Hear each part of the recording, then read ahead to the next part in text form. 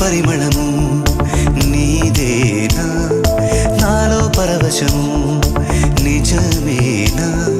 బొండు మల్లి పువ్వు కన్నా తేలికగు నీ సోకు రెండు కళ్ళు మూసుకున్నా లాగు మరి నీ వైపు సొగసును చూసి పాడగా